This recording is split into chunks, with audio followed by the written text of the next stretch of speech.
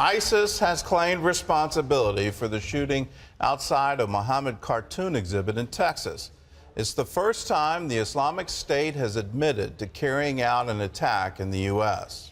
The FBI is under increased scrutiny for failing to prevent the shooting, even though it was closely monitoring one of the suspects. Charlene Aaron has the story. U.S. federal agents had been monitoring 30-year-old Elton Simpson for possible terrorist ties for the last 10 years. Simpson and his roommate were shot dead after opening fire outside the event. In the past, FBI agents had recorded Simpson talking about fighting non-believers for Allah and about plans to travel to Africa to link up with brothers in Somalia. 5 years ago, he was arrested for attempting to join an al-Qaeda group there. Years spent investigating Simpson for terrorism ties resulted in 3 years of probation, placement on the no-fly list, and $600 in fines and court fees. Simpson recently posted messages on Twitter about his dismay with his country. Just minutes before Sunday's attack, he sent a Twitter message that he and a bro had pledged loyalty to ISIS. "May Allah accept us as mujahideen," he wrote. Charlene Aaron, CBN News. Well, that's the appeal of ISIS, and once you understand what the caliphate means, when the head of ISIS stood up in June last year and said, "I am of the family, I am directly related to Muhammad," and he declares a caliphate and says, "I am your caliph," he's saying, under Islam, you have to submit to me. You have to come under my government. You have to pledge allegiance to me personally. That's the appeal here. That's why they're so successful in recruiting, is it's a fundamental tenet of Islam. That's why we're seeing this, and this is just the start. There's going to be much more. Well, in other news, former Arkansas Governor Mike Huckabee says he's running for the Republican presidential nomination after 2 other candidates entered the race on Monday.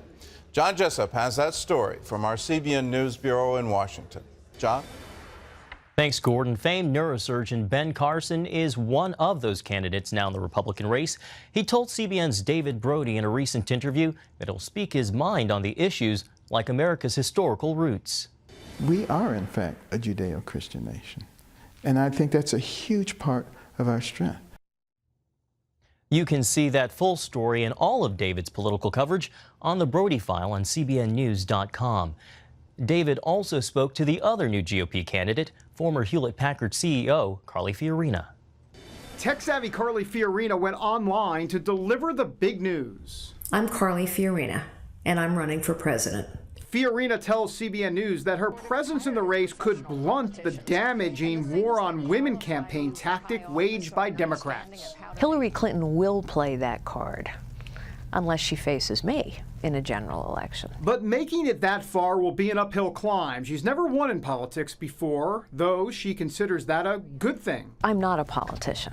And I think that's actually really important. You know, ours was intended to be a citizen government. Her campaign will be centered on economic matters, portraying Fiorina as a tough, no-nonsense CEO.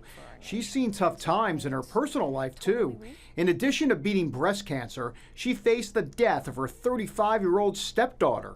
I am quite certain that I would not have been able to endure those without a personal relationship with Jesus Christ. I'm just certain of that. What's also certain is Carly Fiorina will add variety and spice to a male-dominated GOP race for president. David Brody, CBN News. Well, CBN's own Wendy Griffith was recently awarded a prestigious honor. She received the 2015 Platinum Award for Excellence in Communication from the Christian Women in Media Association. The association's president, Sue Ellen Roberts, said Wendy's vast experience contributes to the Christian woman she is in the industry today. But Wendy hasn't always had it easy. She explained to the audience about how she was fired from her second TV job, being told, "You're just not cut out for this business." But if you know anything about Wendy, she didn't give up. After 6 months, I woke up one morning, I said, I got to get back into TV. I am not enjoying life.